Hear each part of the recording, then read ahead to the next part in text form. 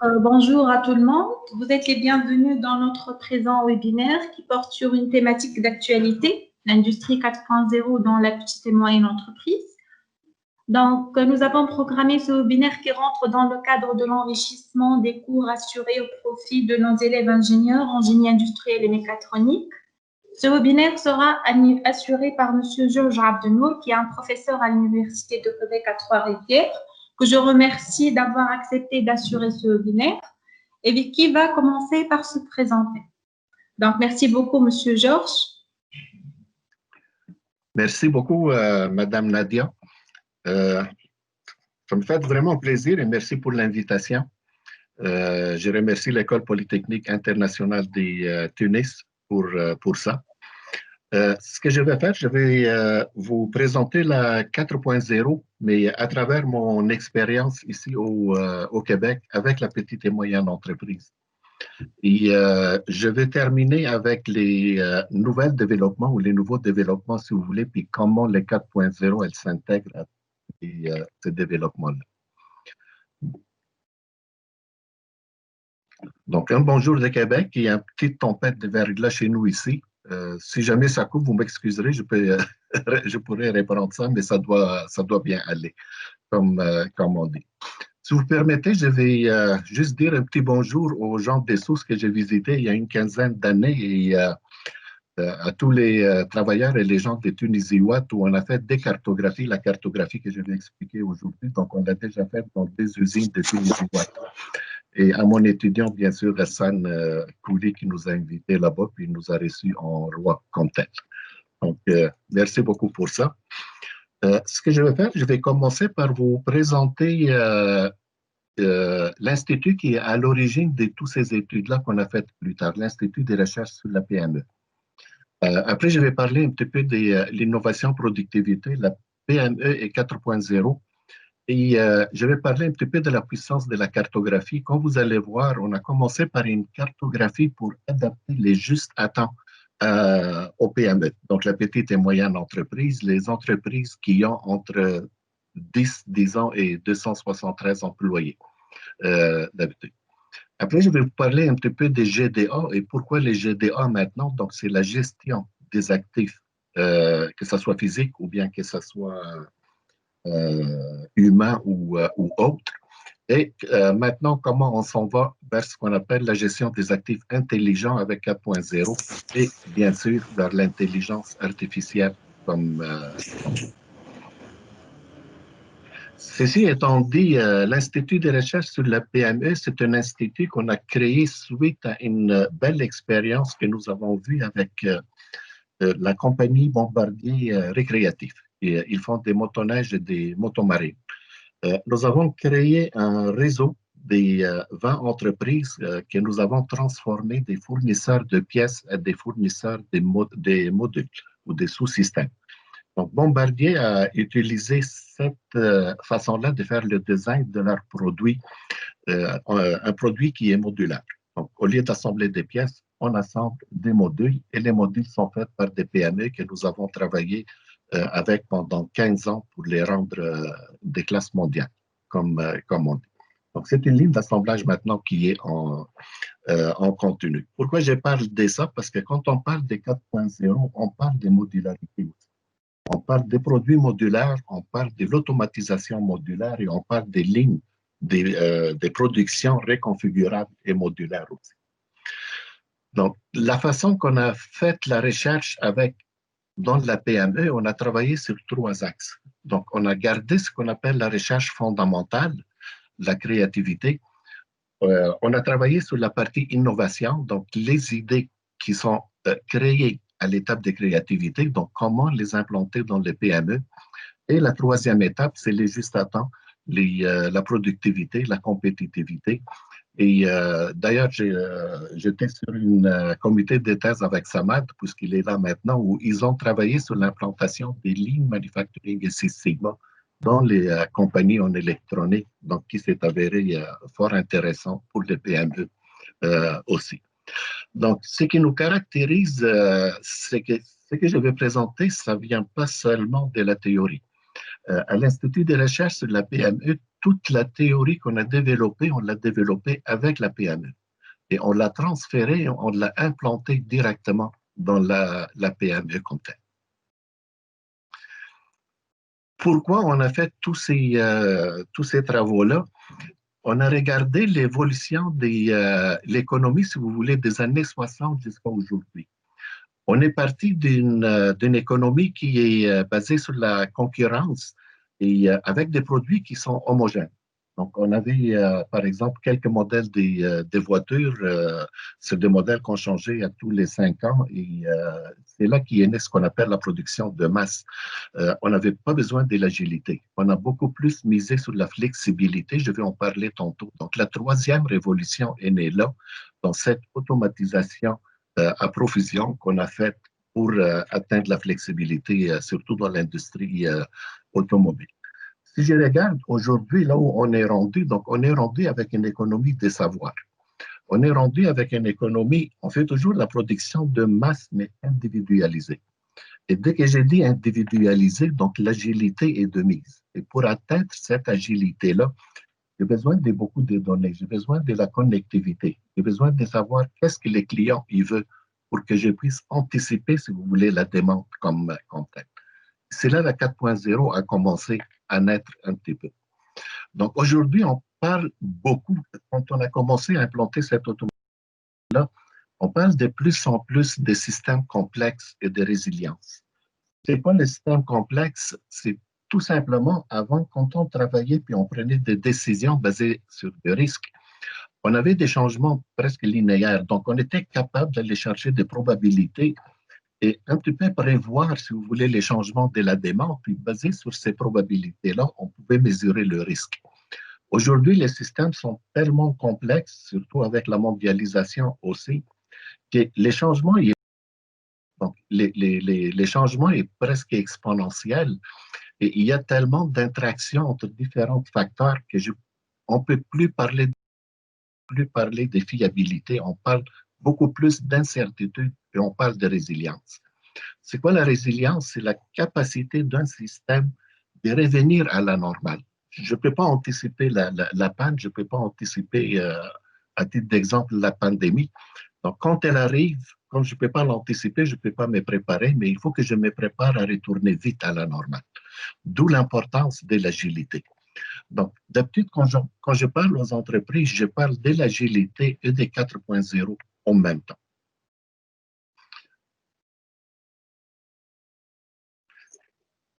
Donc, si je résume tout ça, on a la production des masses maintenant. On est parti vers la production des masses personnalisées, la mondialisation, les changements climatiques, la pénurie des main-d'œuvre. Donc, tout ça, il vient affecter un système qui a été designé seulement pour la production de masse. Vous voyez? Donc, si on ajoute à tout ça les événements rares aussi, puis la résilience, ces systèmes-là ne peuvent plus fonctionner, je ne peux plus fonctionner comme avant. Il faut absolument que je gagne, si vous voulez, cette agilité-là. Et j'ai besoin d'un système d'information pour que je puisse suivre qu'est-ce qui se passe en temps réel. Donc, je ne peux plus me permettre, si vous voulez, d'être en retard sur qu'est-ce qui se passe dans le monde. C'est un petit article, donc tout ce que je viens de dire, je l'ai presque confirmé, si vous voulez, avec la pandémie. J'ai regardé comment les PME que j'ai travaillé avec étaient capables de survivre. Et c'est ce que j'ai réalisé, c'est que les entreprises résilientes, et quand je parle des entreprises résilientes, ce sont des PME qui ont réussi tout de suite à switcher, je m'excuse pour l'anglicisme, donc à tourner vers la 4.0 pour travailler à distance. Donc, un de mes enfants travaillait dans une entreprise, ça a pris 3 jours, il était fonctionnel de la maison, il continuait son travail comme si rien n'a été. Donc, les entreprises qui avaient déjà un début de 4.0 et de connectivité étaient capables vraiment de s'adapter vite, comme on dit, elles étaient plus résilientes que les autres. Donc, ça, c'est pour les 4.0. L'autre facteur aussi, il y a beaucoup d'entreprises, tout d'un coup, la chaîne des logistiques a été coupée. Là, on est rentré en confinement, donc ils allaient fermer. Seulement les services essentiels, ils pouvaient rester ouverts. Donc, c'est ce qu'ils ont fait. Ils il y en a qui coupaient des tissus, mais ils ont transformé ça à fabriquer des masques. Il y en a, donc c'était des masques que ce soit en vitre, en PVC, que ce soit en tissu, etc. Donc, ils étaient vraiment capables de virer et de rentrer dans une production qu'ils ne connaissaient pas. Ce n'était pas optimisé, ce n'était pas automatisé, mais avec qu'est-ce qu'ils avaient, ils étaient capables de le faire. Donc, c'est là un autre exemple, si vous voulez, dans un environnement qui change rapidement où l'incertitude est existante et qu'on doit aller vers la résilience, la 4.0 et l'agilité sont deux facteurs que je peux utiliser pour augmenter cette résilience-là.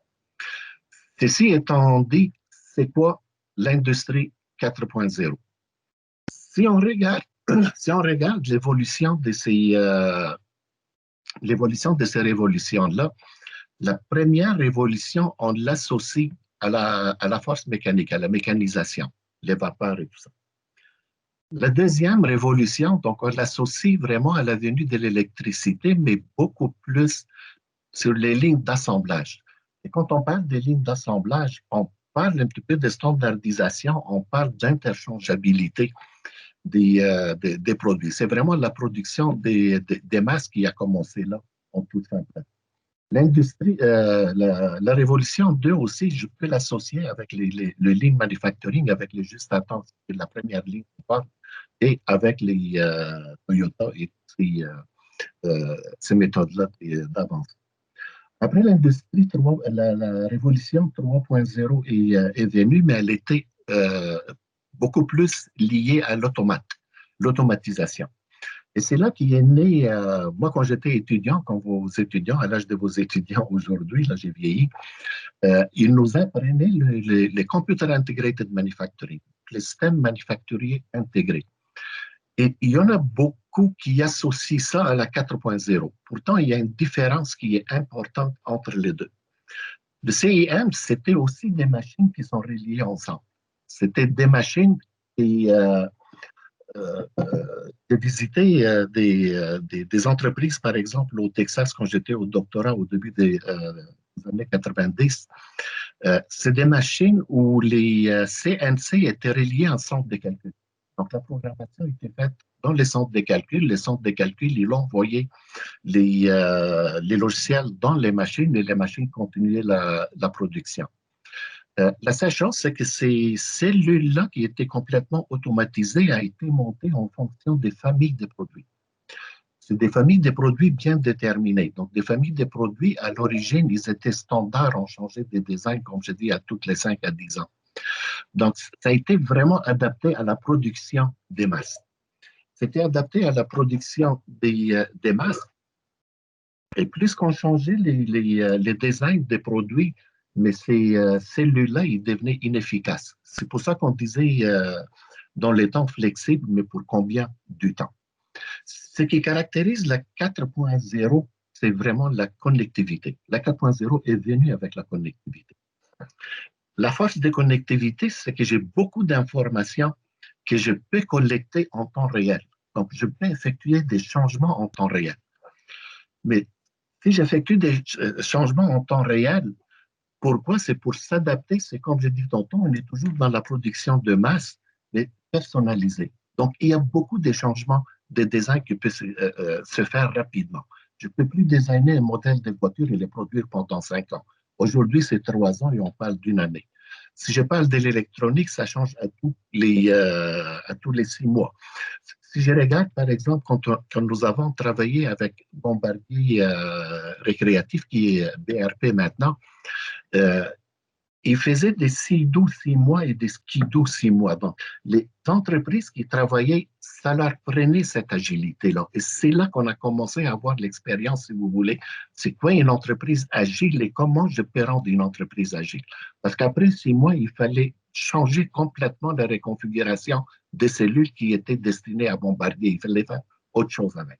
Donc, ça prenait des machines qui sont mobiles. Ça prenait pas des robots, mais des cobots que je peux ramener d'un poste de travail à un autre. Ça prenait des postes de travail qui sont mobiles, donc des postes de travail, des tables de travail qui sont sur des roues que je peux pousser et je peux l'amener d'une ligne de production ou d'une ligne d'assemblage à une autre. On a on a commencé à parler beaucoup plus de l'équilibrage naturel plutôt que de l'équilibrage des lignes de production comme tel. Donc, si je regarde tout ça, il y a une grande différence entre l'industrie 3.0 et l'industrie 4.0. Ceci étant dit, dans les PME, ils avaient peur au départ d'aller vers les 4.0 parce qu'ils ne pensaient qu'à l'automatisation. Et le premier travail qu'on a fait et qu'on a appliqué, on a travaillé avec des entreprises, on avait dit, si je vais aller vers la 4.0, c'est quoi vraiment les niveaux d'automatisation, les niveaux communication que je peux amener une entreprise à faire pour dire je peux fonctionner en 4.0. Donc ça, c'était la première question qu'on s'est posée puis qu'on a travaillé là-dessus.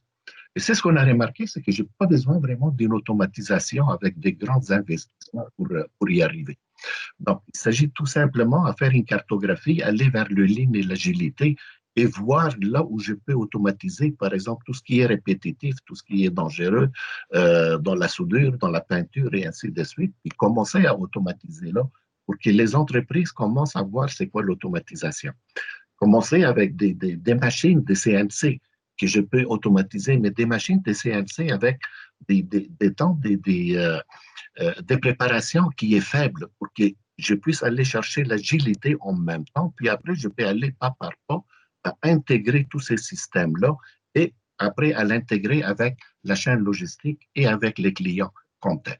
Donc, étape par étape, je peux y aller. Donc, si je regarde tout ça, donc, comme j'ai dit tantôt, il fallait expliquer ces 4.0 et l'intérêt qu'il y a, que le PME peuvent avoir là-dedans comme tel. On a commencé à regarder les stratégies des passages vers le 4.0. En travaillant avec les entreprises, c'est ce que j'ai remarqué sur les 3 ou 4 dernières années, c'est qu'il y a vraiment 3 stratégies que les entreprises utilisent pour aller vers le 4.0. La première, c'est orienter vers les processus. Donc, il y a beaucoup des entreprises, on a regardé, puis ils ont dit, pour aller vers la 4.0, je vais commencer par mes procédés. Je vais avoir de la connectivité sur mes procédés, je vais commencer à investir dans les ERP, je vais commencer à investir à ces moments-là dans une technologie, c'est-à-dire qui est automatique, mais qui est vraiment agile, et je vais commencer pas par pas à aller et avoir un procédé donc, qui est capable, je suis capable de gérer en temps réel et de suivre la demande et les goûts des consommateurs comme tel. Donc, ici, on a deux entreprises que j'ai données en exemple. Donc, il y a Dolbec, aussi bizarre s'appelait, c'est une entreprise des patates. Donc, ils font la classification, le tri des patates et tout ça. Ils avaient des problèmes de main-d'œuvre. Donc, ils ont complètement automatisé leur ligne. Ils ont été vraiment vers l'industrie 4.0. Ils s'en vont peu à peu vers l'intelligence artificielle, donc des premiers, deuxième niveaux. Et ils ont réussi à presque quadrupler leur capacité de production avec seulement une augmentation de 50% des main-d'œuvre. Donc, c'était vraiment une réussite énorme pour eux. Et les pris comme exemple actuellement pour les 4.0 ici. Il y a Mobicon, une autre entreprise de meubles. Eux aussi, ils ont fait un grand investissement entre 5 et 10 millions de dollars sur des machines complètement automatisées. Ils avaient implanté les ERP. Ils font des meubles sur demande. Les temps de production est presque faible avec les machines qu'ils ont achetées et tout ça. Eux aussi, ils ont ramené leur procédé à 4.0. Ils ont oublié une étape. Ils ont oublié les MES. Le problème avec le ERP, c'est les temps de mise à jour. Donc, il est de 4 heures et plus. Je ne peux pas les données en temps réel du plancher. Ils ont oublié les MES. Ils étaient obligés de faire la planification à la main. Donc, pendant presque 6 mois, une année, les temps qu'ils implantent les MES. Et ils avaient perdu un peu, si vous voulez, l'efficacité de la technologie qu'ils ont achetée pendant un bout de temps. C'est juste pour vous dire, si je vais aller vers le 4.0, je peux commencer par les processus, mais il faut regarder vraiment tous les détails pour voir qu'est-ce que j'ai besoin et comment je peux l'implanter pour ne pas perdre l'efficacité de la technologie qui coûte cher, d'ailleurs, que je viens d'implanter. La deuxième stratégie, on l'a vu dans plusieurs entreprises, c'est de commencer par leurs produits. Pourquoi ils ont commencé par leurs produits? Qu'est-ce que ça veut dire commencer par les produits 4.0? Il y a une entreprise qui s'appelle Premier Tech. Ils font des ensacheuses de taux. Ils ont trois grands marchés. Donc, il y a l'Asie, il y a l'Europe, il y a l'Amérique du Nord. Ils ont trois équipes d'ingénieurs qui travaillent chacun sur une région. Ceux qui travaillaient sur les machines qui allaient en Asie ou qui allaient en Europe, ils étaient déjà au courant de 4.0. Et sur leur machine, donc, ils avaient fait l'étude pour voir l'information que les clients avaient besoin pour gérer ces machines-là en temps réel et les intégrer à un processus 4.0 qui ont commencé à implanter. Donc, là, il fallait déterminer, c'est pour les étudiants en mécatronique, donc là, vous avez un grand marché là pour vous, qui vous attend. Donc, déterminer vraiment c'est quel type d'information que j'ai besoin et quel type de senseur que je veux mettre sur la machine pour pouvoir ramasser cette information-là et quel canal, si vous voulez, d'envoi des données que je vais utiliser aussi. Est-ce que c'est des Wi-Fi? Est-ce que c'est des câbles, etc.? Donc, il faut penser à tout ça. L'ingénieur qui travaillait sur les machines en Amérique du Nord, on n'est pas encore rendu là. Ils n'étaient même pas au courant c'est quoi la 4.0. C'est juste pour vous donner une idée, c'est dans la même entreprise. Leur procédé n'était pas encore rendu 4.0. Donc, ils travaillaient sur ça. Genix, c'est pareil, c'est une autre entreprise que nous avons travaillé avec. Ils font des sections automatisées pour les lignes d'assemblage automobile en Amérique du Nord, donc surtout aux États-Unis, les compagnies aux États-Unis. Donc, la section qu'ils designaient, les compagnies automobiles commençaient à leur demander d'avoir des senseurs sur ces machines-là pour qu'on puisse aller chercher, par exemple, les nombres de cycles, la vibration, la température, essayer de voir, de pouvoir faire, si vous voulez, de la maintenance conditionnelle, la maintenance prédictive et ainsi de suite. J'ai travaillé aussi avec des entreprises qui font des machines pour la pharmaceutique. Donc, et ces machines-là commençaient à avoir des demandes des compagnies pharmaceutiques pour leur dire, hey, je veux des senseurs pour savoir aussi les nombres de cycles, je veux savoir c'est quoi les taux d'utilisation de mes machines. Parce que c'est des lignes complètement automatisées, puis chercher un taux d'utilisation 80-90%, et je veux savoir si je suis capable de l'atteindre. Je veux savoir c'est quoi la fiabilité de ma ligne d'assemblage et tout ça. Donc, on voit que les entreprises commencent à poser des questions, puis commencent à vouloir aller vers le 4.0, que ce soit avec leur processus ou bien que ce soit avec leur machine. Donc, tout ça, si vous voulez, cette information-là qui vient de la ligne, il y en a d'autres qui ont dit, mais pourquoi on ne l'utilise pas pour développer un autre business, donc changer notre plan d'affaires. Et changer notre plan d'affaires, c'est aller vraiment vers le service. Donc, il y en a beaucoup qui ont commencé à développer un business en service en plus de faire des productions physiques complètes. C'est quoi un business en service? Donc, je vais prendre l'exemple des Volvo. L'exemple de Volvo, c'est qu'aujourd'hui, il y a des capteurs donc, qui envoient l'information sur le millage que les moteurs ont fait pour la voiture. Et une fois qu'il atteint les 10 000 km, à titre d'exemple, là, j'ai improvise.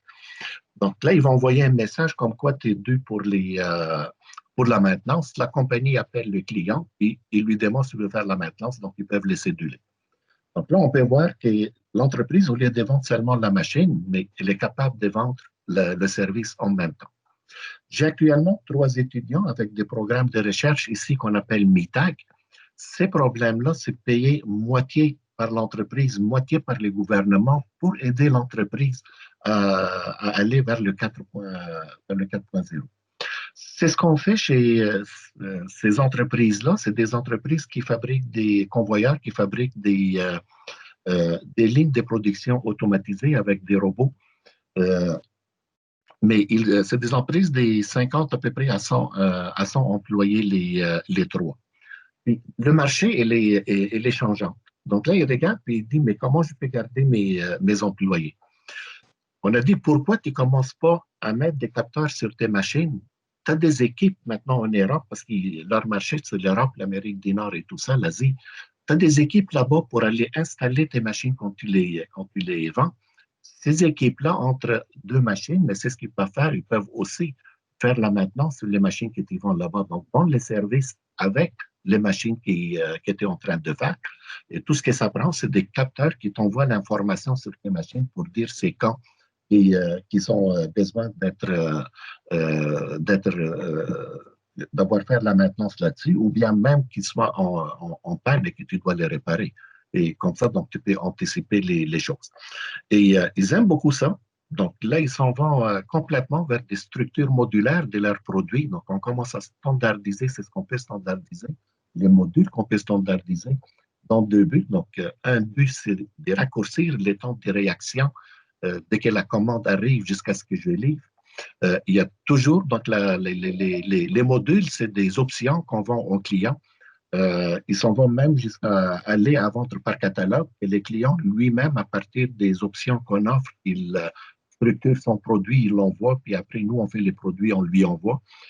Donc, on est en train de regarder toutes ces capacités-là que je peux développer pour aider ces entreprises-là à maintenir une d'affaires qui est constant à l'année, qui est stable. Donc, on fabrique toujours nos produits. C'est un produit modulaire, donc il y a les designs là-dessus est déjà fait, la fiabilité et la qualité vont augmenter avec le temps. Mon produit, il m'envoie l'information, donc je développe un business de services pour faire la maintenance, pour faire la gestion de ces machines-là que je vends en même temps. Donc, là, on voit que les possibilités sont presque à l'infini et les plans d'affaires commencent à changer. Puis les PME, c'est ça vraiment que j'aime. Donc, qu'est-ce que je vois aujourd'hui commence à être vendu à cette idée-là. Donc, je n'ai plus besoin de les convaincre. Il y a 3 ans seulement, donc ça fait pas longtemps, quand j'ai parlé des 4.0 à une PME ou à un dirigeant de PME ou à des ingénieurs de PME même, ils me regardaient et me disaient, c'est quoi le 4.0? Il fallait que c'est quoi la 4.0? Aujourd'hui, quand j'offre un étudiant de maîtrise ou bien un étudiant de doctorat pour faire un projet MITAC chez eux pour implanter les 4.0, c'est ce que je reçois, c'est quand on commence. Vous voyez? Et entre les deux, tout le monde me disait, OK, mais je reviens plus tard et ça m'a pris 6 mois à une année pour convaincre l'entreprise. Aujourd'hui, ça me prend 6 minutes, puis c'est-à-dire, ce qui fait retarder mes projets, c'est de trouver les étudiants pour aller dans l'entreprise pour faire ces implantations. Donc, on voit tout ça, les possibilités que je peux avoir avec les 4.0, puis avec cette connectivité, puis cette suivi-là en temps réel comme tel. Maintenant, quelles sont les technologies qui sont associées avec le 4.0? Donc, on parle des systèmes cyberphysiques, on parle d'Internet des objets. La façon que je vois la différence entre les deux, donc les systèmes cyberphysiques, c'est les systèmes qui vont aller cueillir les données. Donc, et après, ça prend une chaîne pour aller transporter ces données-là vers une base de données quelconque. Donc, c'est l'Internet des objets qui va servir d'autoroute. J'ai les big data, j'ai l'info nuagique. La façon que moi, je vois la relation entre tout ça, c'est que quand je collecte l'information en temps réel, je vais les collectionner dans les big data. Le big data, c'est une base de données privée où je vais travailler sur ça. Et là, il y a la science du traitement des données d'une façon rapide qui se développe beaucoup aussi. Donc, il y en a beaucoup qui développent des algorithmes de traitement des données pour aller même vers l'intelligence artificielle en même temps. Donc, on ne parle pas seulement de 4.0, mais on l'associe maintenant à l'intelligence artificielle aussi. Donc, les big data, c'est vraiment pour faire l'analyse de ces données-là, donc pour voir dans quelle direction que je veux aller. Je peux l'utiliser pour replanifier la production suite à une panne quelconque, suite à une demande qui arrive, que je dois sortir rapidement, etc. Donc, on l'utilise beaucoup dans les centres d'achat pour voir à quel moment les gens y viennent, c'est quel modèle qui est vendu le plus pour que je puisse l'envoyer, la couleur qui est la plus populaire et ainsi de suite. Une fois que j'ai utilisé ça en temps réel, donc ces données-là, je peux l'utiliser maintenant, je peux les partager avec des équipes que eux, ils travaillent à moyen et long terme, comment je peux améliorer les procédés. Comment je peux faire des prévisions pour la demande, par exemple, dans les 6 mois à venir ou bien une année à venir du marché. Donc, c'est là que je peux transférer ces données dans un info nuagique qui peut être partagé et que je peux utiliser entre plusieurs, à travailler avec plusieurs équipes pour aller faire ça. Après, il y a la robotique et les cobotiques. Merci.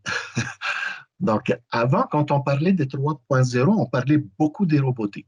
Avec la 4.0, on parle de plus en plus des cobotiques. C'est quoi un cobot? C'est un robot coopératif.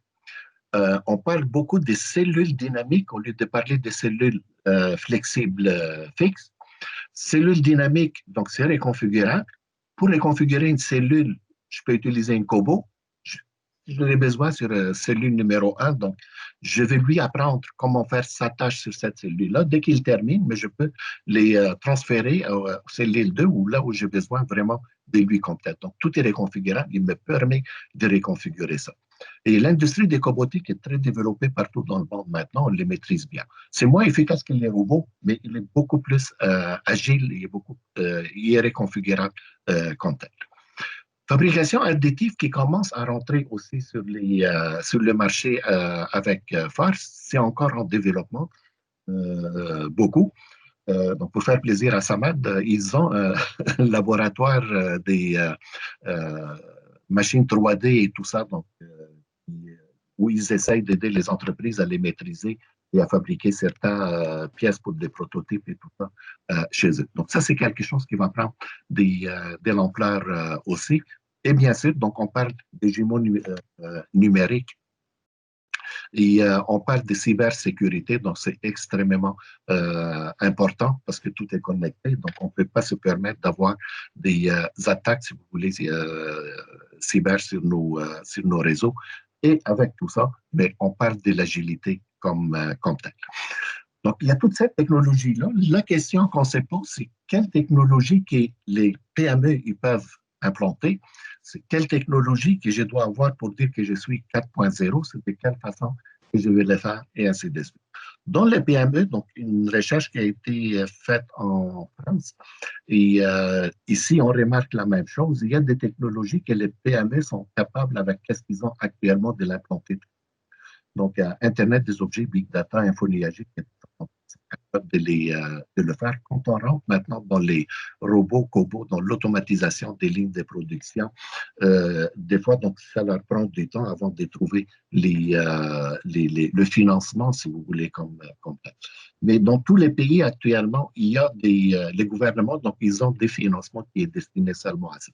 Chez nous, ici au Québec, je pense que c'est 500 millions de dollars et à l'échelle du Canada, 5 milliards les budgets pour aider les entreprises à aller vers la 4.0. Donc, investir dans cette technologie 4.0 comme telle.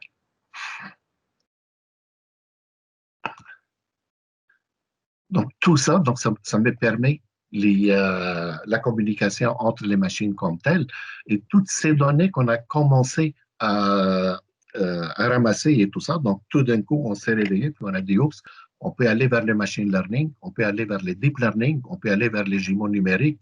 Donc, on peut simuler l'usine au complet et après voir c'est quoi l'effet des décisions que je vais prendre comme changement dans l'usine, donc sur l'agilité et sur la productivité de l'usine avant de commencer à produire. Et ça nous aide aussi, donc, tout ce qui est planification, si vous voulez, en temps réel. On commence à parler de plus en plus de l'intelligence artificielle. J'étais désigné comme expert représentant du Québec sur le dernier World Manufacturing Forum. Et durant ces forums-là, mais l'intelligence artificielle dans les PME a pris vraiment beaucoup, beaucoup de place. Et on parle d'une transition, si vous voulez, pas par pas dans les PME pour les ramener vers l'intelligence artificielle pour l'amener vers la productivité et vers l'agilité. Donc, c'est l'extension, si vous voulez, des 4.0, ce qui s'en vient dans ces domaines-là. Donc, si je regarde les différentes composantes, si vous voulez, d'un système qu'on appelle manufacturier intelligent, il y a des composantes qui sont reliées à ce qu'on appelle les softwares, donc les logiciels. Il y en a qui sont reliés directement sur les planchers. Donc, tout ce que j'ai dit tantôt, il existe là. Tout ça il est relié, si vous voulez, à la chaîne logistique. Et la pandémie qu'on vit actuellement, si je regarde, ça jouait vraiment le rôle d'un catalyseur, si vous voulez, et ça nous a permis de voir où sont les faiblesses de notre système de production actuel. La première faiblesse que les gens ont remarqué, surtout maintenant qu'on revient, on ne revient pas encore de la pandémie, on est revenu une petite période, puis là après on est retombé en déconfinement. On a remarqué que ce qui est important aujourd'hui, c'est vraiment notre chaîne logistique. Avec les législateurs, donc, on a fait beaucoup la promotion d'avoir une chaîne logistique avec un seul fournisseur, à la limite deux, qu'on peut, si vous voulez, développer avec eux. Mais là, on vient de réaliser que la chaîne était complètement cassée. C'est peut-être efficace, cette stratégie-là, mais côté résilience, ce n'est pas la façon de faire. Donc, on commence à penser, à regarder vers une chaîne logistique qui est beaucoup plus flexible, qui est beaucoup plus agile, qui est multidisciplinaire. On a beaucoup des entreprises qui ont commencé, si vous voulez, à mettre en commun leur chaîne logistique pour dire, OK, si tu as besoin d'une pièce, appelle-moi, mais j'ai un fournisseur qui peut te la fournir à toi, et ainsi de suite. On commence à augmenter cette partie-là de la ligne de production, donc qui est la chaîne logistique. Il y a du travail à faire là-dedans pour augmenter son agilité et sa flexibilité. Et à la fin, bien sûr, il y a les consommateurs. Il faut que je suive c'est quoi ses habitudes, que je puisse prévoir à ces moments-là qu'est-ce que les clients ils veulent au juste. Et à l'intérieur, dans l'usine, donc, il y a le système manufacturier, les ERP, qu'on commence à changer un petit peu l'architecture, si vous voulez, pour qu'ils puissent aller avec la 4.0. Comme j'ai dit, la faiblesse avec les anciens ERP qui existaient, c'était vraiment les temps de mise à jour. Les temps à mise à jour étaient longs, donc ça ne me permet pas de faire des planifications à court terme. C'est pour ça qu'on a ajouté les MES, qu'on appelle les Manufacturing Execution Systems. Les Manufacturing Execution Systems, les big data et les logs et l'information, ils vont être là et je vais les connecter à un système de simulation ou ça peut être un système de jumeaux numériques qui, à chaque fois qu'il y a un changement dans les données, que ce soit sur les planchers, que ce soit sur la demande, et ainsi de suite, que je puisse être capable de faire une simulation rapide, de trouver la meilleure façon de reconfigurer les planchers de production, de reconfigurer la façon que je fais pour que je puisse suivre la demande complète. Donc, ça, on l'a mis comme extension pour pouvoir aller gérer cette partie-là, si vous voulez, d'agilité que j'ai besoin en temps réel pour gérer la production. Il y a beaucoup de scheduling là-dedans, donc l'ordonnancement et tout ça. Les clouds, les data analysis, les cybersécurités, donc j'en ai parlé tantôt. Donc, pour les restes sur les planchers, mais c'est la production additive, donc c'est les robotiques, les produits intelligents comme tel, donc la maintenance intelligente, cyberphysique, les différents senseurs que je vais le mettre sur les planchers. Cette technologie-là que les PME doivent composer avec pour voir par où commencer, qu'est-ce que je dois absolument avoir et qu'est-ce qui peut attendre, en d'autres mots. Donc, je n'ai pas besoin d'aller directement vers toutes ces technologies-là quand je manque des moyens, que ce soit des ressources humaines ou bien que ce soit des ressources financières. Parce que quand je me lance dans toutes ces technologies-là, même nos ingénieurs qui sont déjà sur le marché du travail, ils ne sont pas formés, si vous voulez, sur ces technologies. Et aux États-Unis, c'est ce qu'on a fait avec une étude qui a été faite pour les congrès américains, comment on peut aller rapidement sur les 4.0. Eux, ils passent par des programmes courts sur la 4.0 pour aller atteindre, si vous voulez, ces ingénieurs là qui sont déjà sur les planchers et leur apprendre c'est quoi les 4.0, de quelle façon que je peux l'implanter d'une façon efficace, c'est quoi les étapes que je dois suivre pour implanter les 4.0. Parce que les ingénieurs qu'on commence à former aujourd'hui, ils rentrent dans 4 ans sur les planchers du travail pour implanter les 4.0. Donc, c'est comme ça qu'on avance et c'est les technologies de base. À quoi ça ressemble? Ça ressemble à ça. Donc, nos amis en mécatronique, ils vont s'amuser sur la partie, je ne sais pas si vous voyez ma souris, sur la partie en bas. Donc, tout ce qui est outils de communication, que ce soit GPS, que ce soit les Wi-Fi, que ce soit les capteurs, que ce soit les caméras, pour surveiller tout ce qui bouge en réalité sur l'usine, aller ramasser ces données-là pour les remonter vers les clouds ou les big data, si vous voulez. Donc, eux, ils vont s'amuser en bas à voir quel type de capteur que je vais mettre, quel type d'information que je vais envoyer, de quelle façon que je vais envoyer. Nos amis en informatique, donc, ils sont capables de gérer cette partie-là pour la ramener vers les big data. Et après, donc, la classe est faite des gens en génie industriel. Les gens de génie industriel, mais ils vont gérer toute cette partie-là en haut qui est représentée par les IRP ou les MRP2, les MES, les jumeaux numériques, la simulation, l'intelligence artificielle, l'analyse des données et ainsi de suite. Donc, toutes les données que je peux analyser ici pour retourner l'information vers les planchers et envoyer l'information pour dire aux machines quoi faire comme tel. Donc, juste à regarder ça, dans ma tête, j'ai dit, une seule personne ne peut pas gérer tout ça. Il y a beaucoup de choses qu'on utilise en bas que moi, je ne maîtrise pas. Je suis de formation ingénieur industriel avec un mineur en génie électrique et génie mécanique. Je peux comprendre, mais je ne peux pas designer. Tout ce qui est mécanique, tout ce qui est électrique comme tel. Donc, les 4.0, avant tout, c'est un travail multidisciplinaire. Donc, l'ingénieur, aujourd'hui, quand je forme un ingénieur, il faut que je le forme à ce qu'il puisse travailler avec d'autres ingénieurs. C'est pour ça, ça ne veut pas dire que les autres ne sont pas capables de faire. L'ingénieur industriel, on l'appelle l'ingénieur système. Donc, c'est un ingénieur intégrateur, c'est lui qui intègre toutes ces technologies. Et des fois, peut-être sans comprendre comment faire ou sans savoir comment faire le design des différentes composantes.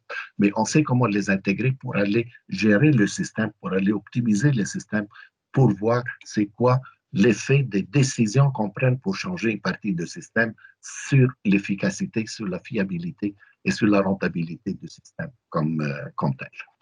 Donc, pour un étudiant en génie industriel, ça vaut la peine des fois d'aller chercher des cours en mécatronique pour qu'il comprenne tous ces mécanismes-là. Pour un ingénieur en mécatronique, c'est très bénéfique pour lui aussi d'aller chercher des études en génie industriel pour voir qu'est-ce que ça veut dire une planification, qu'est-ce que ça veut dire comment je peux utiliser la simulation, qu'est-ce que ça veut dire la productivité, qu'est-ce que ça veut dire l'intégration des systèmes et ainsi de suite. Donc, quand on forme des ingénieurs qui sont un petit peu multidisciplinaires, mais avec une spécialité bien faite, pour qu'ils puissent travailler ensemble par après dans des équipes multidisciplinaires à monter ces systèmes-là, qui à première vue, il peut paraître compliqué, mais quand on rentre là-dedans, en réalité, comme ça regroupe beaucoup des techniques qu'on maîtrise, n'est-ce pas? Donc, ce n'est pas quelque chose vraiment des compliqués, ça coûte cher, puis une fois qu'on a compris comment ça fonctionne, et là, on peut savoir comment on la plante étape par étape pour atteindre nos objectifs sur 2 ou 3 ou 4 ou 5 ans, pourquoi pas. Donc, il faut commencer quelque part. Donc, pour nos amis encore en mécatronique, donc, tout ce que je peux maîtriser, puis tous les capteurs que je peux mettre autour de l'usine pour le faire. Et pour nos amis en génie industriel, donc voici comment ça fonctionne. On a le ERP, c'est le système, si vous voulez, l'orchestre qui va tout gérer, du supply chain jusqu'au client, en passant par les planchers de l'usine. Donc, c'est ça qui est Mobicon, que je vous ai parlé tantôt, ils ont fait. Ils avaient les ERP, ils ont établi toutes ces connexions-là. Sur les planchers en bas, ils ont été les machines. Ils ont été achetés leurs machines automatiques. Leurs machines, les temps de mise en course, pour vous donner une idée, à partir de 30 minutes à presque 30 secondes. Parce qu'aujourd'hui, toutes les machines sont liées à un centre de calcul. Les programmes sont faits à l'avance. Quand une commande arrive, ils l'envoient. 30 secondes, les couteaux se placent, on coupe les bois, on les envoie, on les colle, on les assemble. Le meuble est fait, on les envoie. Comme le temps est très pressé, en 1 heure, je peux sortir un meuble. Là, ils ont regardé et ils ont dit, si je reste avec les ERP, je ne peux pas faire la planification en temps réel à ce moment-là. On est toujours en retard. Chez eux, c'était 4 heures pour mettre les systèmes à jour. Et c'est pour ça que j'ai dit tantôt, ils l'ont pas planifié comme il faut. Les propriétaires, il est ingénieur mécanique, il y a 2 enfants, un ingénieur mécanique et un ingénieur civil. Donc, on pensait qu'on maîtrisait tout, mais on a oublié cette petite partie-là. On n'est pas formé sur la planification pour savoir qu'est-ce que ça prend pour faire du scheduling sur une ligne, pour reconfigurer, si vous voulez, la planification sur une ligne de production comme telle. Donc, ils ont compris ça. Ils l'ont installé. Donc, ils ont commencé à avoir vraiment plein de bénéfices de leur système 6 mois, une année plus tard. Et comme on peut voir, le MES gère les planchers, il envoie les données pour faire de l'intelligence artificielle ou des jumeaux numériques ou de la simulation ici, pour prendre la meilleure décision, si vous voulez, pour faire les changements sur les planchers. Il renvoie l'information, les planchers sont réconfigurés et la production continue.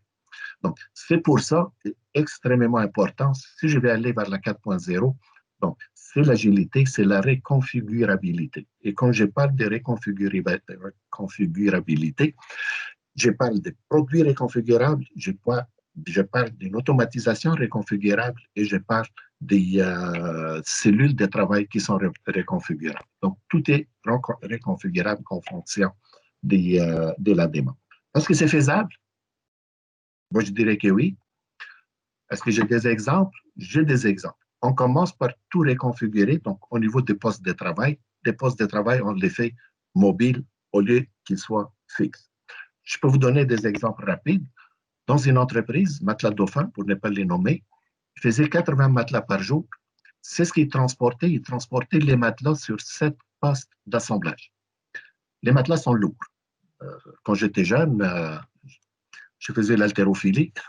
C'est vrai que j'ai vieilli, mais j'ai essayé juste de mettre un matelas debout. J'avais de la difficulté à faire. Il y avait un problème, ils engageaient même des jeunes et une fois qu'ils ont transporté 6 matelas à la main, mais à 10 heures au break, mais il y en a la moitié qui partaient. Quand j'ai regardé, j'ai dit pourquoi on ne met pas des roues en dessous des tables et on pousse les tables au lieu de transporter les matelas. Donc qu'on fasse des postes de travail qui sont mobiles. Mais regardez, on l'a fait la même journée, on a monté à 120 matelas par jour. Les temps de cycle, c'était 5 minutes de travail sur les matelas et c'était 6 minutes pour transporter les matelas. Donc, on a gagné les temps de transport, on a passé de 6 minutes à presque 30 secondes, 1 minute maximum pour pousser les matelas. Après, ils ont optimisé avec les employés qui sont multidisciplinaires, on les a formés à travailler sur 2 postes de travail au lieu de travailler sur un seul poste de travail. On a fait l'équilibrage naturel.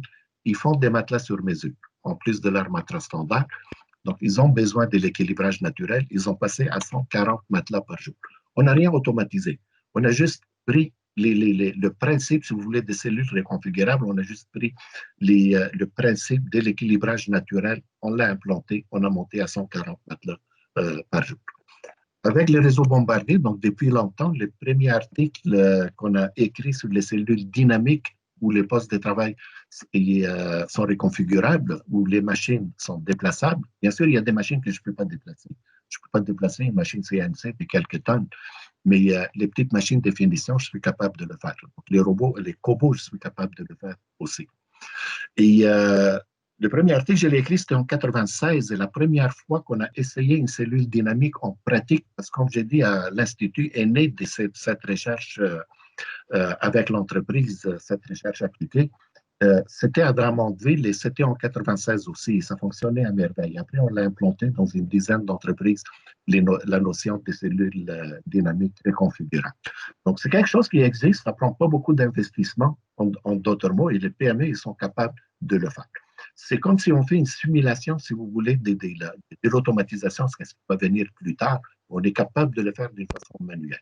Ce n'est pas aussi efficace, ce n'est pas aussi rapide, mais ça permet, au prix de me répéter, chez Matelas Dauphin, de monter de 80 à 140 matelas par jour avec exactement le même nombre d'employés. On n'a pas ajouté des nombres d'employés.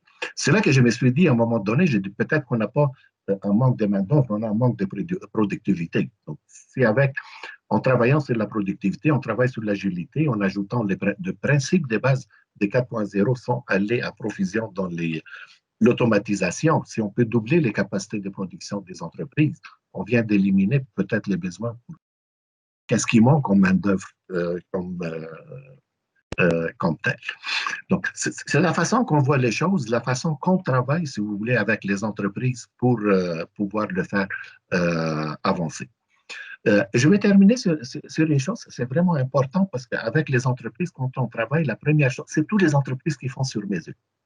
Ces entreprises qui font sur mesure, quand tu leur parles de standardisation, ils sont préférés, comme on dit en bon québécois.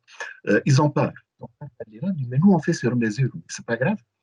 Les voitures qui nous vendent aujourd'hui nous disent qu'il est sur mesure, mais à 80%, c'est les mêmes pièces. Même des fois, ils travaillent par plateforme. Tu regardes 3 ou 4 modèles différents, il y a 80%, ils sont pareils. C'est le même tableau de bord, c'est le même moteur, c'est le même pneu.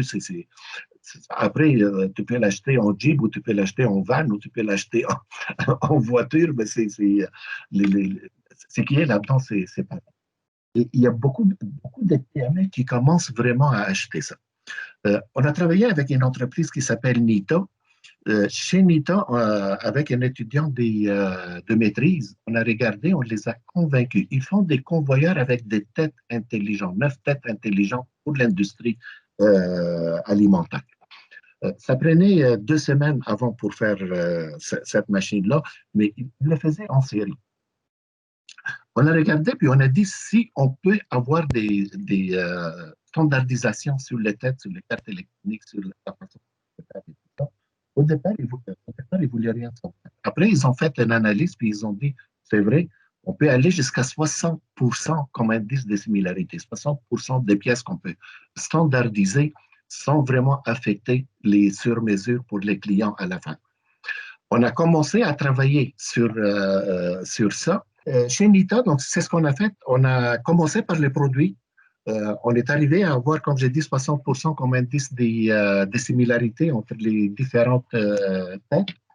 Et après, on a monté, ça a pris 2 ans avec l'étudiant de maîtrise qui est là-dessus. Et on a monté 4 cellules dynamiques. Dans chaque cellule, on pouvait faire de 1 à 3 têtes différentes. Et comme ça, à chaque fois qu'il y a un commande qui est arrivé, mais toutes les parties qui étaient standardisées étaient déjà dans des Kanban. Après, on assemblait, on faisait la partie, donc il restait les 40% sur mesure en parallèle, puis après, on les montait sur les convoyeurs qui constituaient le cœur de l'usine, en d'autres mots. Donc, on a passé de 2 semaines à 48 heures, on était capable de monter la ligne. Ce qui est révolutionnaire, ce n'était pas ça, c'est que cette entreprise-là, en 2 ans, ils ont passé de 2 millions de chiffres d'affaires à 6 millions de chiffres d'affaires sur le même espace de l'usine et avec la même, ils ont ajouté seulement une seule personne dans l'usine pour aller alimenter les cellules de travail avec les morceaux,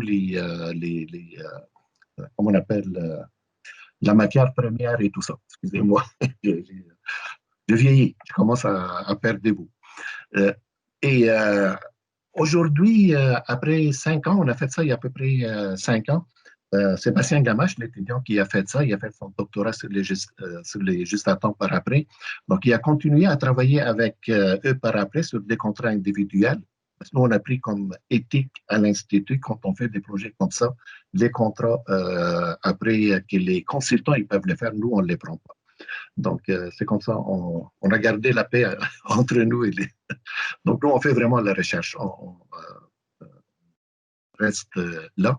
Il a fait un agrandissement de l'usine. Aujourd'hui, son chiffre d'affaires, il est 20 millions de dollars.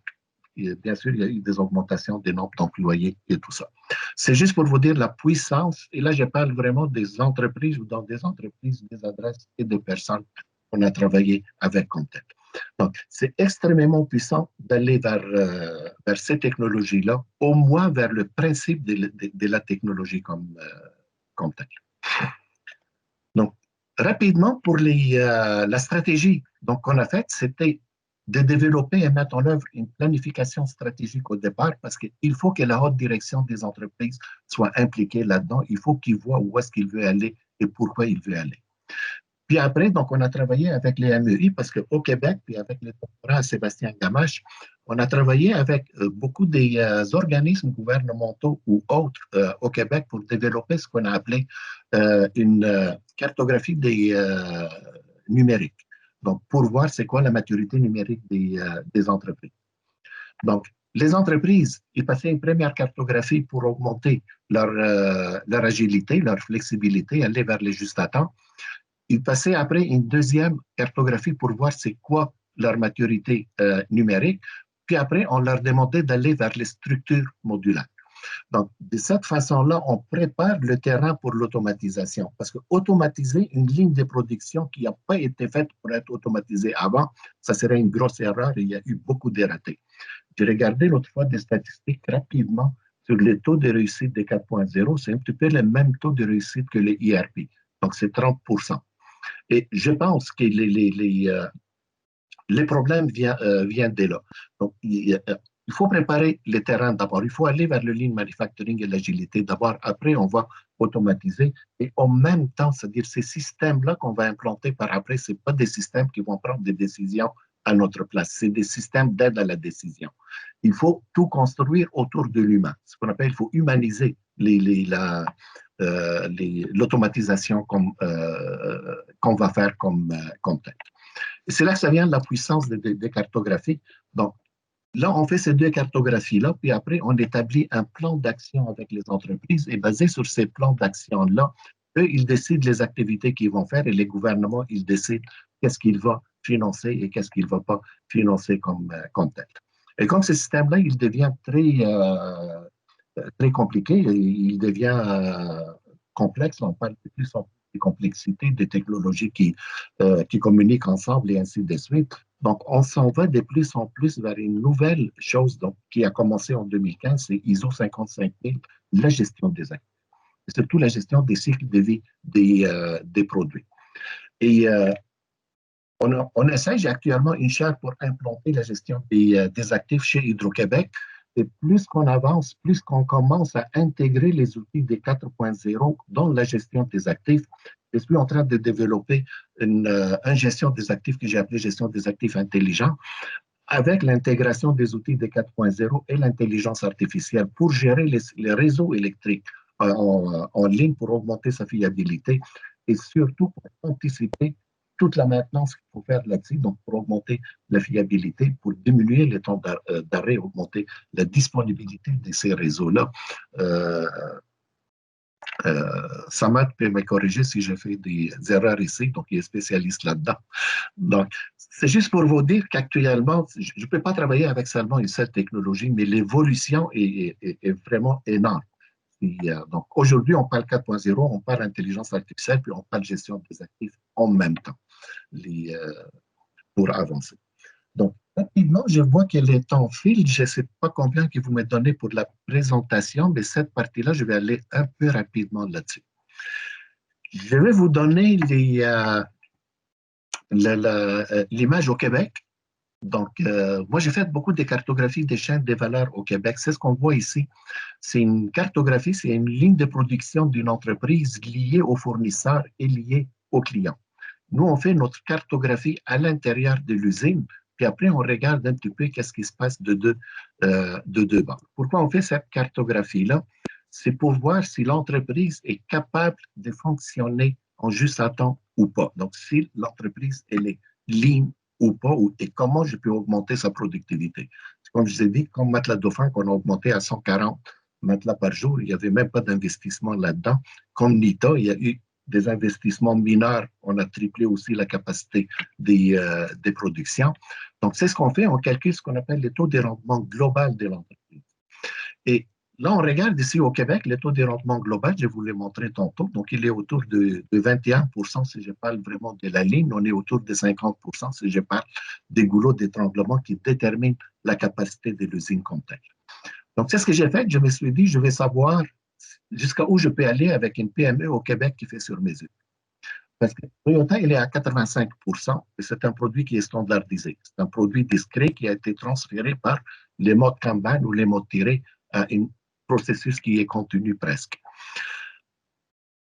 J'ai fait une étude avec le ministère de l'Emploi et de l'Économie ici et avec un organisme qui s'appelait CFRIO. Ils ont fermé il y a pas longtemps dans le temps. On a pris 15 entreprises, on a travaillé 2 ans avec eux Et c'est des entreprises qui sont sur mesure. Il y avait des grandes entreprises comme Olympus, Technion là-dedans. Il y avait des petites entreprises à 30 employés là-dedans aussi. Ces 15 entreprises-là, après 2 ans, on faisait la cartographie, on les accompagnait avec des étudiants en stage ou bien directement, ils engageaient des consultants ou faisaient les projets d'amélioration eux-mêmes. Et après 2 ans, on a réussi à les monter jusqu'à 65% en TRG. Donc, dans ma tête, je me suis dit, sans automatisation, juste avec du travail de lean manufacturing, mais je suis capable d'augmenter le TRG d'une entreprise qui fait sur mesure de 21 à 65%. Et j'ai des exemples réels où on a triplé la capacité de production à chaque fois qu'on a commencé à implanter ça. Donc, c'est là qui est la puissance. Je vous donne rapidement.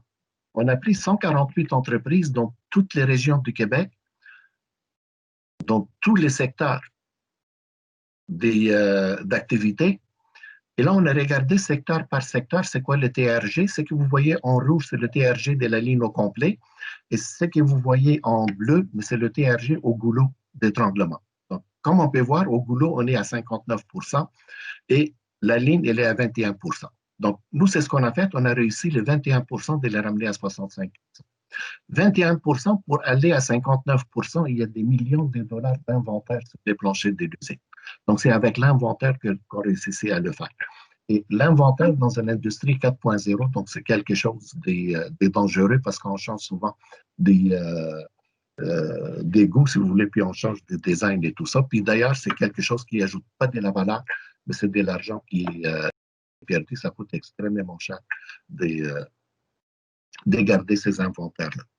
Après, nous avons regardé sur les 148 entreprises, là je suis rendu à 300 entreprises qu'on a fait des études comme ça avec, incluant Tunisie Watt en Tunisie. Donc, si je regarde, ce qui revenait la plupart du temps dans ça, c'était la planification, c'était l'aménagement d'usines, c'était la qualité, c'était le calcul des prix des revient. Donc, si on regarde les faiblesses, tout était relié au lean. Vous voyez, ils étaient vraiment loin de lean manufacturing. Ils étaient loin de commencer à implanter des 4.0 et des choses comme ça. Quand on a montré ces statistiques-là au ministère, c'est cela qu'ils ont dit. Il faut commencer par le VSM, du Value Stream Mapping, cartographie des chaînes de valeur. Il faut commencer vraiment à optimiser la ligne de production en allant vers le lean manufacturing. Puis après, donc, on regarde l'automatisation. Là, il faut automatiser, puis on avance étape par étape. Donc, en parallèle, bien sûr, le système d'information est important, l'implantation des IRP et tout ça. Donc, c'était là nos constats. Je vais aller rapidement sur ceux-là. Donc, l'État au Québec, comme vous avez vu, 21% de l'ETRG, il y avait seulement 30% qui utilisaient des outils d'amélioration continue et 33% seulement qui utilisaient les systèmes IRP. Donc, il y a beaucoup de travail à faire à ces niveaux-là. Donc, le 4.0, j'étais à Troyes, chez vous en France. J'ai assisté à une présentation sur la 4.0. J'ai discuté avec la personne quand je suis revenu ici. Mais j'avais Sébastien, donc il était prêt pour devenir professeur. Il est devenu, d'ailleurs, je l'ai félicité. Et ça m'a dit, je le connais, il a déjà rencontré. Donc, c'est ce qu'on a fait. On est revenu, puis on a proposé au ministère de faire un MITAC. Donc, c'est le programme des subventions pour les étudiants gradués que je vous ai parlé tantôt, pour monter l'ADN. Donc là, ils ont accepté. Ils nous ont demandé de travailler avec les autres organismes donc gouvernementaux qui aident le PME. Ça a pris 6 mois, l'ADN était prêt. Ça a aidé Sébastien à finir son doctorat en 2 ans et demi. Félicitations. Et actuellement, c'est ça qu'on utilise pour voir c'est quoi la maturité numérique de chaque entreprise. Donc, eux, ils les remplissent. Après, il y a une équipe accréditée par le ministère qui vont aller valider les données dans l'entreprise. Et après, on regarde et on fait un plan stratégique avec eux pour voir où les rendre. Donc, la cartographie a été montée selon ces principes-là.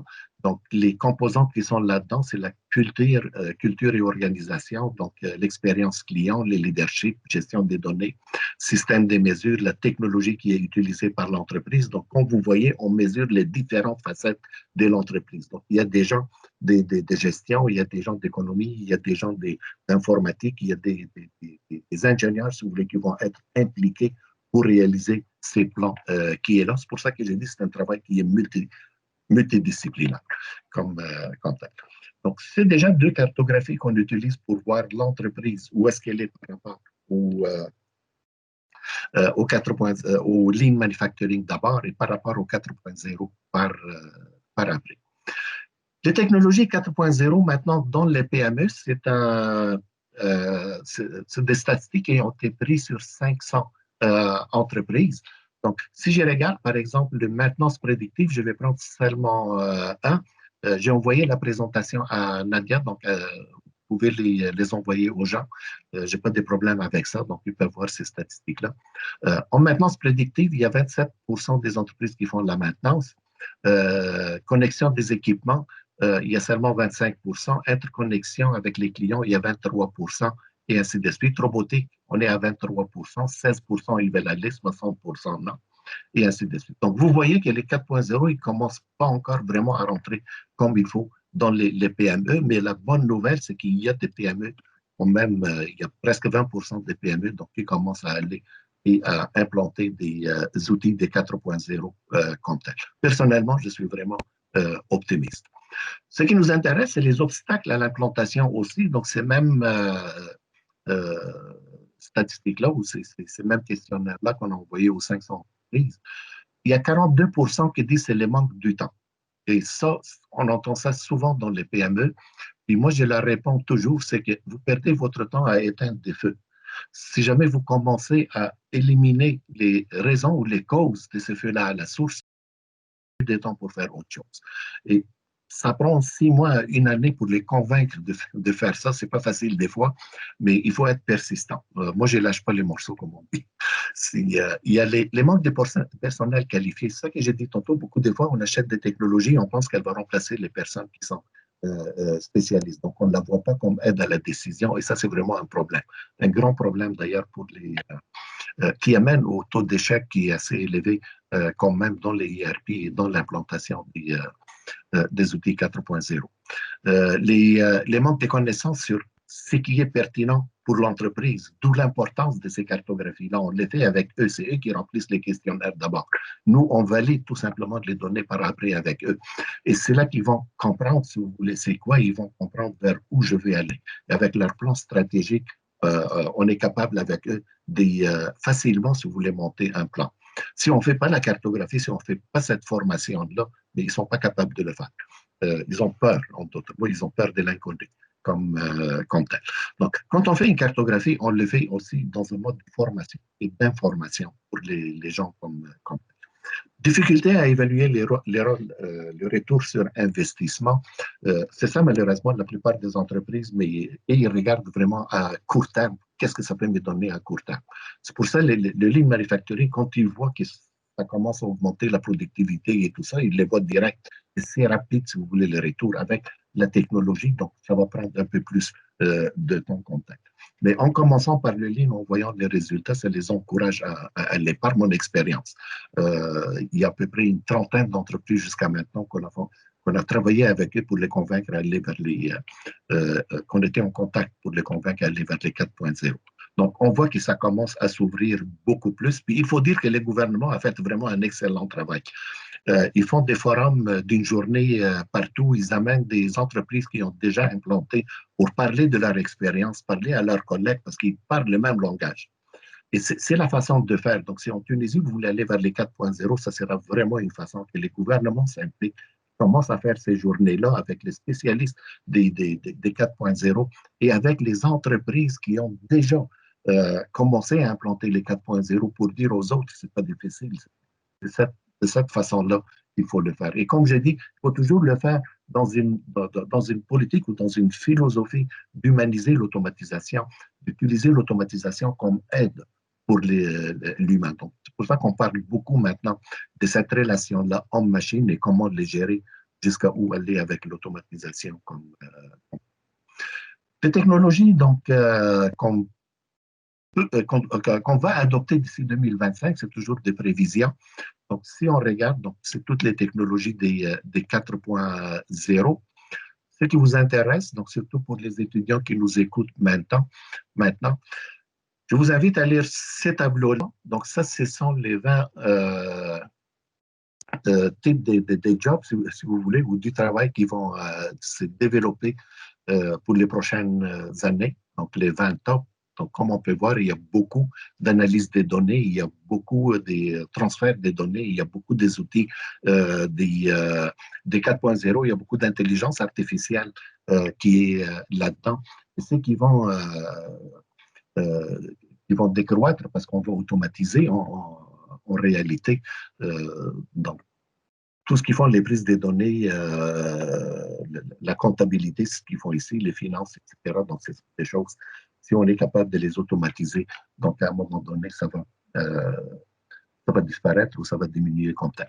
Donc, ça vous donne une idée. Donc, tout ce qui est relié vraiment aux sciences des données ou bien à l'automatisation en temps réel, réconfigurable, comme on dit, donc quelque chose qui se développe avec le temps. Chef de recherche rapidement Hydro-Québec. Donc, comme j'ai dit, comme ça devient de plus en plus complexe, il y a ISO 55000 qui est sorti sur la gestion des actifs. Donc, chaque actif, du moment qu'on commence à faire le design jusqu'à ce qu'on passe au recyclage, donc étape par étape, on va gérer, on va voir qu'est-ce qu'on peut faire pour rendre cet actif-là, donc beaucoup plus rentable premièrement, et pour gérer sa durée de vie, pour les rendre aussi résilients. Donc, on parle beaucoup de résilience actuellement avec tous les changements qu'on subit et les événements rares qui nous frappent comme tels. Et pour le faire, donc, j'utilise toujours le même principe. Je suis devenu presque un spécialiste de cartographie. Et c'est ce que je suis en train de faire actuellement chez Hydro-Québec. Donc, c'est une cartographie pour voir où est-ce qu'il se situe au niveau des gestions des actifs. Donc, quand on fait la cartographie, on voit toujours ce que c'est pas seulement les techniques qu'on va aller chercher. Donc, il y a le technique, il y a la gestion, il y a le leadership, il y a tout ce qui touche vraiment aux différentes facettes de l'entreprise. Puis, on regarde à ce moment-là l'entreprise, où sont les opportunités qu'il faut qu'elle mette qu'elle mette de l'énergie là-dessus, si vous voulez, pour atteindre un certain niveau qu'on appelle les niveaux compétents.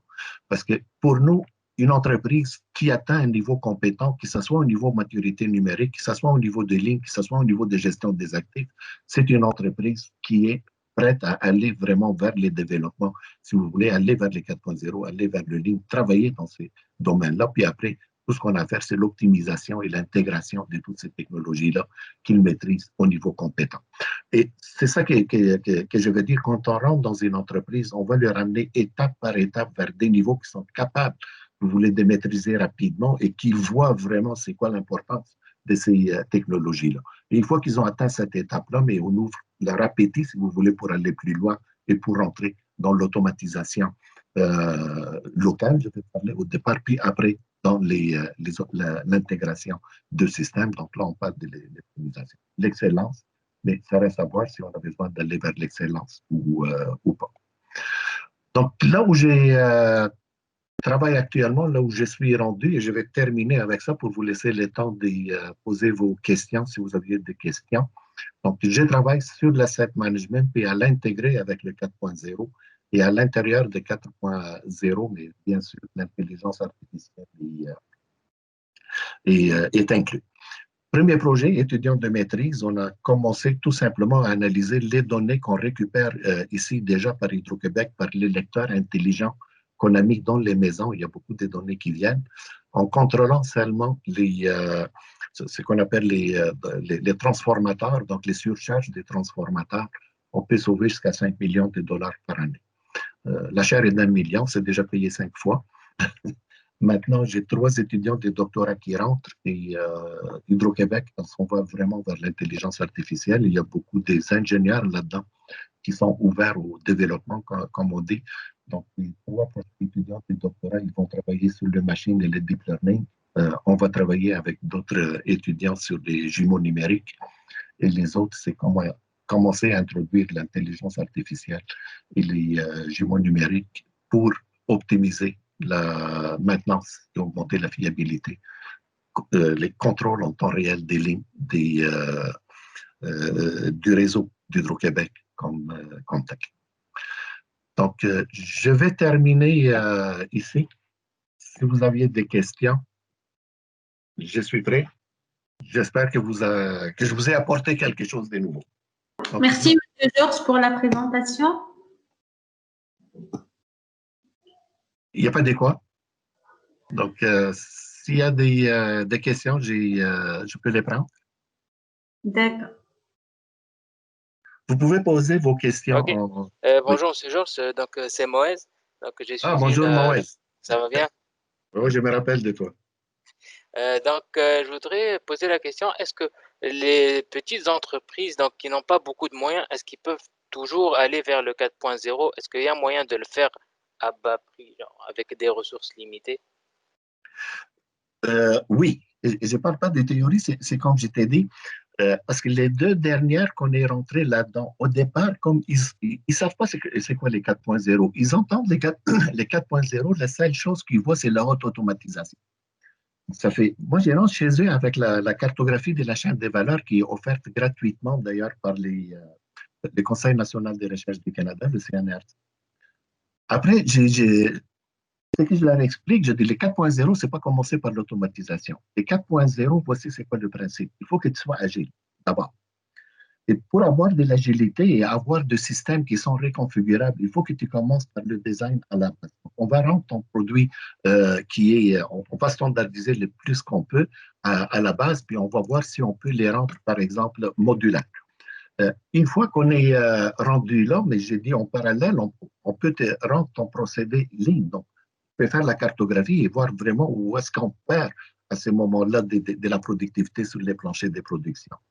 Et on commence par des projets comme ça. Après, comme j'arrête de leur parler des 4.0, mais je leur parle comme le principe des bases des réconfigurabilités pour aller vers ça.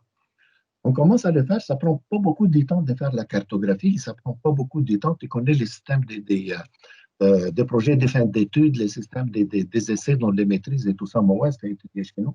Tu as fait d'ailleurs ton projet avec moi, tu as aidé une entreprise à doubler sa capacité de production. Et tu étais très bon en simulation, je rappelle très bien de toi.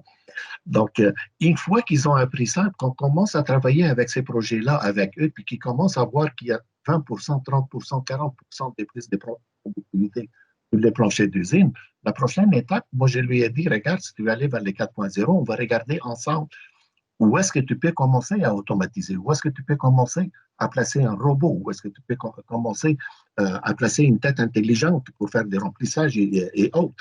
Et on commence avec ces petits projets-là, puis après, tout d'un coup, il regarde, puis il dit, oups, je les double de ma capacité de production. Donc après, je lui ai dit, la prochaine étape, maintenant, contacte le ministère, puis ils vont faire la cartographie des 4.0 chez toi. Ils font la cartographie des 4.0, et par la cartographie des 4.0, ils vont commencer à ce moment-là à lui vendre l'idée. Ça te prend un système de communication IRP, ça te prend telle chose. Donc, ils font un plan avec lui selon ses capacités et selon qu'est-ce que les ministères ils peuvent aider à aller vers ça. Donc, comme j'ai dit tantôt, il y a 500 millions de dollars, c'est pour aider les entreprises à aller vers ça. Donc, un projet d'1 million, il va lui coûter peut-être la moitié. Vous voyez? Donc, avec toutes ces incitations-là, puis avec un programme pas par pas qui est bien articulé, avec des gens qui commencent quand même à être assez compétents dans ces domaines-là, on est capable à les ramener. Et comme j'ai dit, il y a 3 ans, quand on leur disait ça, ils ne voulaient rien savoir. Avec tous les forums que les gouvernements ont fait, et toutes comme la DRIC, le CRIC et tout ça ici au Québec, donc qui ont fait beaucoup de présentations. On a fait des usines modèles que les gens ils peuvent aller regarder qu'est-ce que ça veut dire une automatisation réconfigurable et tout ça. Donc, ils commencent à connaître beaucoup plus. Et comme il y a des entreprises qui sont déjà là-dedans, puis on amène toujours ces gens-là pour parler avec les autres pour leur dire comment ça se fait, on dirait que maintenant, ça devient beaucoup plus facile de les convaincre d'aller, mais d'aller pas par pas. Semaine dernière, il y avait un webinaire avec les propriétaires des Metallus, une compagnie de Drummondville, d'ailleurs, qui était là-dedans, et qui, lui, il disait aux gens, nous, on est en train de l'implanter, là, ça ne fait pas si mal que ça. on n'a pas encore l'optimal, mais il y a beaucoup de choses qu'on maîtrise maintenant et on va aller beaucoup plus vite. Donc, une personne comme ça, il va convaincre les autres à aller. Et comme je dis, je suis optimiste, mais il faut aller pas par pas. Il ne faut pas les prendre que 4.0, c'est tout automatisé de A à Z, ça me prend 10 millions de dollars et je n'ai pas les 10 millions, ce n'est pas vrai. Je peux commencer par 500 000, mais avec la productivité qui augmente, je vois que l'argent qui rentre, là, je vois que c'est rentable. Je ne sais pas si ça répond à ta question. Oui, merci beaucoup. S'il n'y a pas d'autres questions, donc merci beaucoup. Merci à vous. C'était vraiment un honneur et un grand plaisir d'assister à votre présentation. Merci. Donc, pour moi aussi. Oui, ça m'a. Merci, Georges. À bientôt. À bientôt. Merci beaucoup, Monsieur Georges. De rien. Donc, bonne journée tout le monde ou bonne soirée.